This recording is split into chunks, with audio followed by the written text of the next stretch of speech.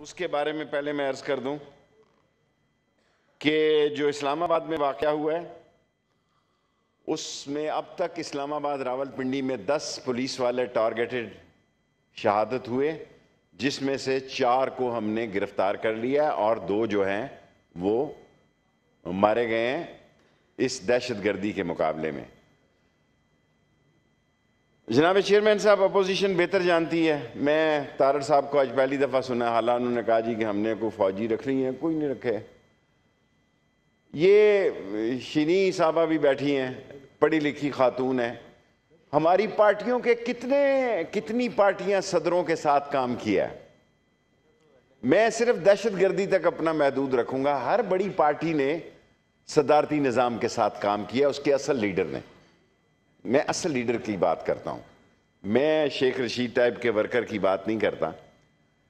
جناب چیئرمین، میرے ہوش سے پہلے اس ریجن کی لڑائی میں، اس خطے میں، اور کاکر صاحب نے بہت زبردست تقریر کی، ادھر سے بھی بزنجر صاحب نے بھی بڑی اچھی باتیں کی۔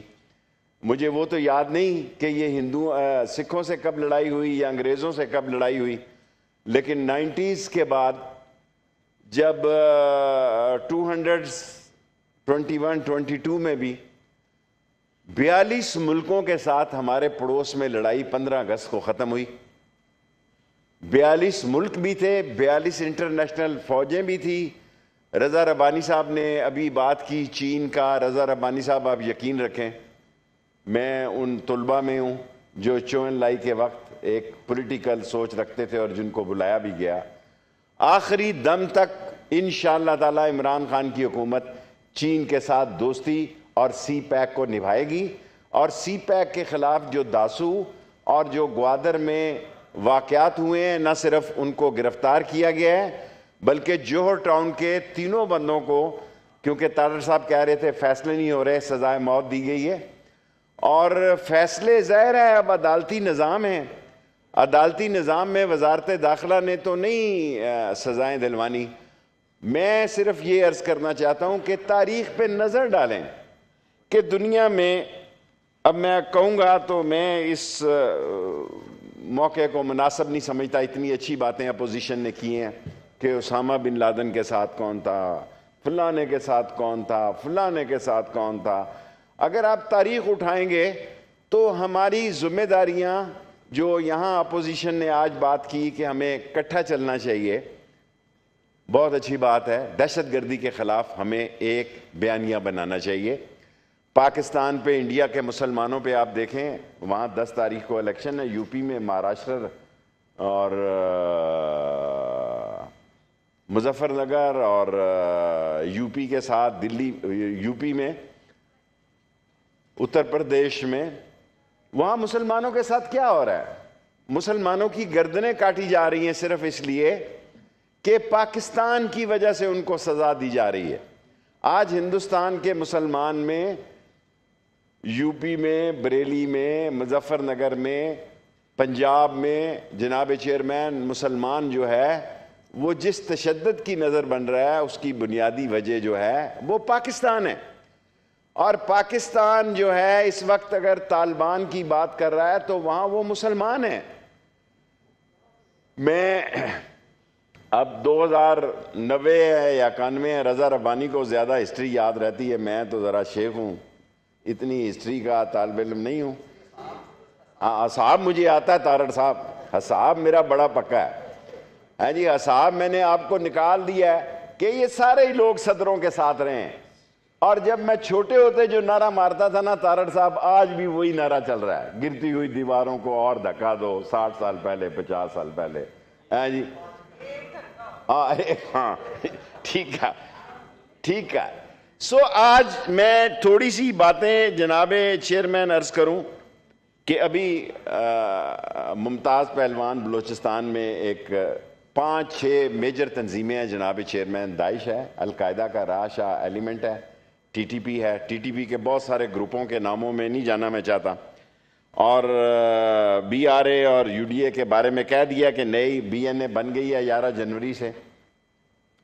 اور ابھی میرے ایک معزز دوست نے فرمایا کہ باڑ ابھی جی 2880 کلومیٹر جناب چیئرمین، اس میں 20 کلومیٹر رہتی ہے افغانستان کے ساتھ، اور جو انہوں نے گرایا تھوڑا سا حصہ وہ یعنی مین لائن نہیں ہے، وہ اس کی سائیڈ لائن ہے، اور یہ 20 کلومیٹر ایک دن میں 2 کلومیٹر لائن بنتی ہے، لیکن بلوچستان کے ساتھ ابھی 200 کلومیٹر جو ہے یہ فینسنگ رہتی ہے، 200 کلومیٹر بلوچستان کے ساتھ رہتی ہے، اور 21 کلومیٹر یا 21.3 یا 4 کلومیٹر رہتی ہے اس کے ساتھ۔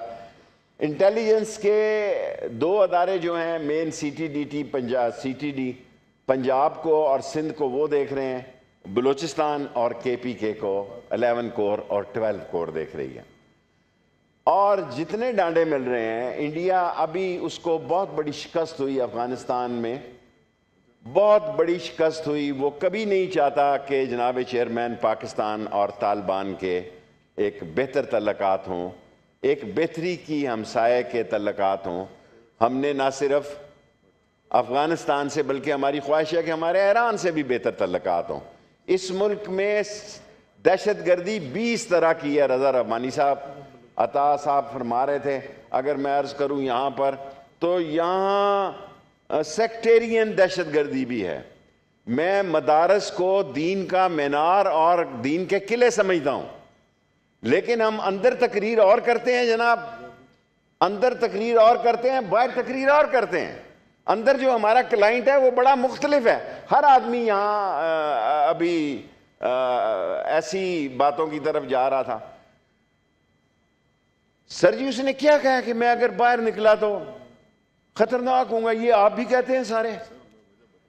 اس میں سر جی اب میں نے آپ کی بات سنی ہے نا جی، please order in the house. جی شیخ صاحب آپ بات کریں پلیز۔ جناب چیئرمین میں عرض کروں کہ ان سب لوگوں کو پتہ ہے کہ کنڑ کی صورتحال کیا ہے، نورستان کی صورتحال کیا ہے، یہ سب اس علاقے سے تعلق رکھتے ہیں۔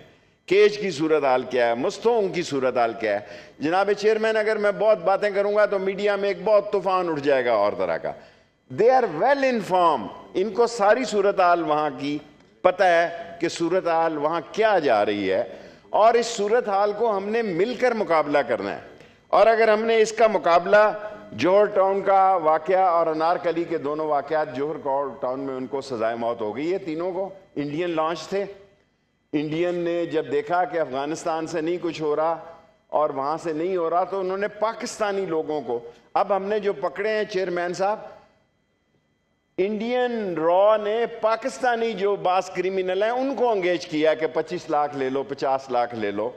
ابھی یہاں عطا صاحب چلے گئے ہیں، میں ان سے عرض کرنا چاہتا تھا کہ خود فضل الرحمان صاحب پہ 3 دہشت گرد، میرے پہ 3 دہشت گرد حملے ہوئے، ان پہ ہوئے، اور جس دن شہید بے نظیر بھٹو شہید ہوئی جناب چیئرمین صاحب، رات کو ان کو گزارش کی گئی، رات کو ان کی منت سماجت کی گئی کہ یہ پنڈی میں نہ جلسہ کریں۔ لیڈر جو ہوتا ہے نا جی وہ اس چیز سے بے پرواہ ہوتا ہے، اس وقت یہ بات سمجھی جاتی ہے یہ تو جی سرکاری لوگ ہیں، جی یہ تو سرکاری بات کرتے ہیں، یہ تو جلسے کو خراب کرنے کی بات کرتے ہیں، اور وہ شہید ہو گئی۔ جناب چیئرمین میں اس کمیٹی کا ممبر تھا جس نے شہید بے نظیر کو فیصلہ کیا کہ بتایا جائے، اور ایک جرنیل کو بھیجا گیا کہ شہید کو بتایا جائے کہ برائے مہربانی، اور پھر ان کی گاڑی میں جو شوق ہوتا ہے، وہ ایک بنا شوق کہتے ہیں اسے، جو بھی تھا۔ اب مسئلہ کیا ہے؟ مسئلہ جناب چیئرمین دیکھیں، میں ان کو کہوں گا کہ 23 مارچ کو OIC کی ساری دنیا کے سربراہ آ رہے ہیں، 22 کو آ رہے ہیں، آپ کے راستے بند ہوں گے۔ ساری کور ہیڈ کوارٹر جتنے ہیں جناب چیئرمین صاحب، ان سب کو پتا وہ GT روڈ پہ ہے، ٹینک آ رہے ہوں گے، توپ خانہ آ رہا ہوگا، کوئی ایسی مستی کوئی کرائے کا ایجنٹ کر دے گا تو اس کا میں ڈرا نہیں رہا، بڑے شوق سے آ جاؤ یار، بڑے شوق سے آ جاؤ، شوق پورا کر لو آ کے، بڑے شوق سے آ جاؤ۔ اور آج تک دیکھیں کیا ہوتا ہے اس ملک میں، مصدق صاحب میں آج اسپیشلی آپ سے عرض کرنا چاہتا ہوں، میں کہتا ہوں کوا کالا ہوتا ہے، آپ ابھی جا کے ٹی وی پہ کہہ دیں گے نہیں، ابھی آپ منسٹر صاحب کو بات کرنے دیں پلیز، پھر اس کے بعد آپ کو دیتے ہیں۔ جی تشریف رکھیں مولانا صاحب، اس طرح نہیں ہوگا، آپ اٹھ کے کوئی رول کے مطابق چلائیں پلیز، آپ ڈپٹی چیئرمین رہے ہیں، کیا آپ کو زیادہ پتہ ہے؟ جی شیخ صاحب پلیز، جب پلیز तशरीफ रखें प्लीज। जी शेख मैं साहब। गफूर हैदरी का एज ए आलम दीन एहतराम करता रहूंगा, चाहे मेरे बारे में ये जो मर्जी कहें, जो मर्जी कहें। मैं किसी मकतबा फिक्र के आलम दीन को, खा वो शिया है, खा वो सुन्नी है, खा वो तौहीदी है, खा वो सलवी है, खा। हैदरी साहब ये अच्छी बात नहीं है, तशरीफ रखें। हैदरी साहब तशरीफ रखें प्लीज। Thank you sir. जी शेख साहब।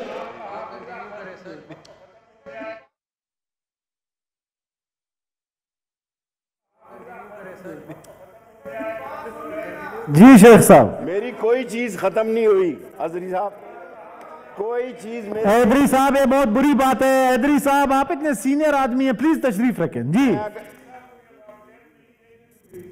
सर इस तरह नहीं चलता, प्लीज। जी मैं आपकी बेहतरी के लिए, अगर मैंने ये कहा कि आपका 23 मार्च को आने का दिल है, आप जरूर आए। मैं आपको कहूंगा कि दहशतगर्दी का खतरा है, कोविड का खतरा है।